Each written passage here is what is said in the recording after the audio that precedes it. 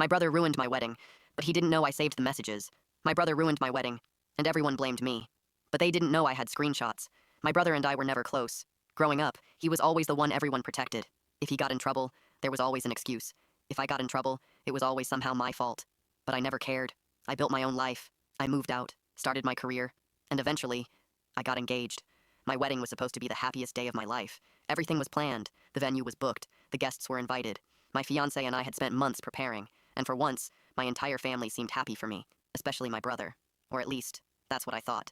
A few weeks before the wedding, he started acting strange. He kept asking questions. How much did the venue cost? How much money did we spend? Who was invited?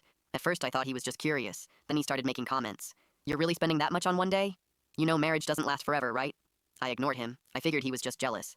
But then things started going wrong. The catering company suddenly canceled. My photographer said someone had changed the date, and the venue told me there was a payment issue. I was completely confused, because I knew everything was paid for. Then I got a call from my wedding planner. She asked me something I'll never forget. Why did your brother tell us you wanted to cancel? I froze. I told her I never said that. She sent me the email, and there it was. An email from my account, canceling everything. Except, I didn't send it. Someone had logged into my email, and changed the plans. Everyone immediately suspected my brother, but he denied everything. He looked at my parents and said, I can't believe you all think I would do this. And somehow, they believed him. My parents actually got angry at me. They said I was attacking him without proof. My own family started defending the person who destroyed my wedding. So I stopped arguing, because I knew something they didn't. A few months earlier, my brother had asked me to help him set up his new phone, and while helping him, I noticed his messages were automatically backed up. I didn't think anything of it. Until now. I checked the messages, and there it was. A conversation between him and my wedding planner. He had been pretending to be me. He had been telling vendors the wedding was canceled. And the reason? He was angry that our parents were finally proud of me. One message said, she always gets everything handed to her.